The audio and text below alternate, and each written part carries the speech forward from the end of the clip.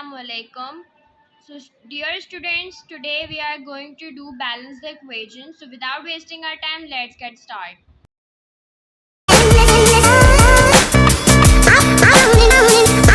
Equation balance करने से पहले हमें ये देखना होगा कि रिएक्टेंट साइड पे हमारे पास नाइट्रोजन, हाइड्रोजन, ऑक्सीजन कितनी है और प्रोडक्ट साइड पे कितनी है।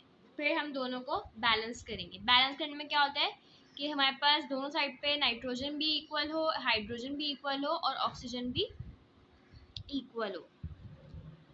तो नाइट्रोजन हमारे पास यहाँ पे 1 है, हाइड्रोजन हमारे पास यहाँ पे 3 है, ऑक्सीजन हमारे पास यहाँ पे 2 है।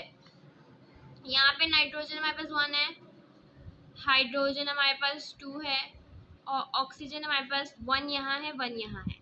तो 1 और 1 प्लस हो, बीच में प्लस हो रहा है, तो 1 और 1 प्लस हो जाएंगे तो हमारे पास क्या आ जाएगा 2। अब हमारे पास यहाँ पे सिर्फ ऑक्सीजन बैलेंस है, हाइड्रोजन और नाइट्रोजन बैलेंस नहीं है। तो अगर हम यहाँ पे 2 लगाते हैं तो 1 मल्टीप्लाई बाई 2 इक्वल्स टू 2। 2 जो है वो H के साथ भी लगेगा, तो 3 2 ज़ा 6। अब यहाँ पे तो हमने बढ़ा लिया, हमें यहाँ पे भी बढ़ाने के लिए 2 का इस्तेमाल करना पड़ेगा। हम यहाँ पे अगर 2 लगाते हैं तो 1 मल्टीप्लाई बाई 2 इक्वल्स टू 2। ये 2 जो है वो इस पे भी अप्लाई होगा। तो जब ये 2 इस पे अप्लाई हुआ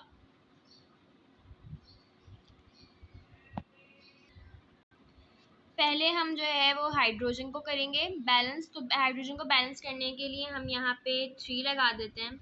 अगर हम यहाँ पे 3 लगाते हैं तो ये हो जाएगा 2 3 ज़ा 6। नाइट्रोजन और हाइड्रोजन बैलेंस हो गए। अब ये जो 3 है, 3 1 ज़ा 3 एंड 2 1 ज़ा 2, यानी यहाँ पे 1 है, ये 2 है, ये से मल्टीप्लाई हुआ 2 1 ज़ा 2, ये 3 है, यहाँ पे 1 है, तो 3 मल्टीप्लाई बाई 1 इक्वल्स टू 3 और ये दोनों आपस में प्लस हो रहे हैं तो 2 प्लस 3 इक्वल्स टू 5। अब नाइट्रोजन और हाइड्रोजन तो बैलेंस हो गए, लेकिन ऑक्सीजन हमारे पास बैलेंस नहीं हुआ है। तो अब हम इसको कैसे बैलेंस करेंगे कि हमें कोई ऐसा नंबर लगाना होगा कि जो 2 के साथ मिलके हमारे लिए 5 बना दे। तो हम अगर इसको मल्टीप्लाई कराते हैं 5/2 से तो 2 और 2 क्रॉस में कैंसिल हो गए और हमारे पास आंसर आ गया 5।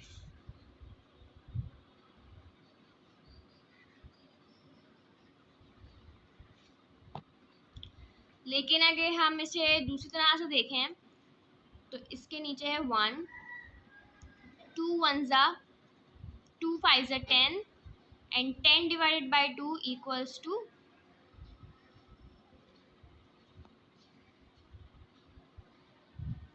1। तो हमने कौन सा नंबर लगाया यहाँ पे 5/2 लगाया, सही है। अगर हम इसे इस तरह से देखें कि 2 मल्टीप्लाई बाई 5/2 तो ये इक्वल्स टू 5 बन जाता है। इसको इस तरह भी कैंसिल करके देख सकते हैं और इस तरह भी देख सकते हैं कि 2 5 ज़ा 10 एंड 10/2 इक्वल्स टू 5। तो हमें यहाँ पे कौन सा नंबर लगाना पड़े 5/2। लेकिन हम जो बैलेंस द इक्वेशन में हम कभी भी फ्रैक्शंस इस्तेमाल नहीं करते। तो इस फ्रैक्शन को हमें ख़त्म करने के लिए हम क्या करेंगे कि इस पूरी टर्म को हम 2 से मल्टीप्लाई करा देंगे, यानी ये 2 बाहर है और जितने भी नंबर हमने अंदर लगाए हैं वो 2 से मल्टीप्लाई हो जाएंगे। 2 2 ज़ा 4, इसके साथ 2 लगेगा तो ये 5 हो जाएगा, 2 2 ज़ा 4 एंड 2 3 ज़ा 6। So the equation is balanced. So I have rubbed all the mess. So now the equation is balanced. How? कि हमने यहाँ पे 2 से सबको मल्टीप्लाई कराया तो ये 4 हो गया था, ये 5 है, 4 है 6। तो हमारे पास रिएक्टेंट में कितने बच गए एन हमारे पास, ये नाइट्रोजन हमारे पास 4 हो गया, हाइड्रोजन 4 3 ज़ा 12, ऑक्सीजन 5 2 ज़ा 10। इधर भी नाइट्रोजन 1 था, 4 1 ज़ा 4, यहाँ पे ऑक्सीजन 1 था तो 4 वन ज़ा 4, और यहाँ पे भी ऑक्सीजन 1 था तो 6 वन ज़ा 6, 6 और 4 प्लस 2 तो 10 हो गया। हाइड्रोजन 2 था तो 6 2 ज़ा 12। So the equation is balanced. I hope you have understood. Now it's time to leave. मेरी वीडियो को लाइक करें, सब्सक्राइब करें, कमेंट करें, शेयर करें और ज़्यादा से ज़्यादा फ़ायदा उठाएं। अगली वीडियो तक के लिए खुदा हाफिज़।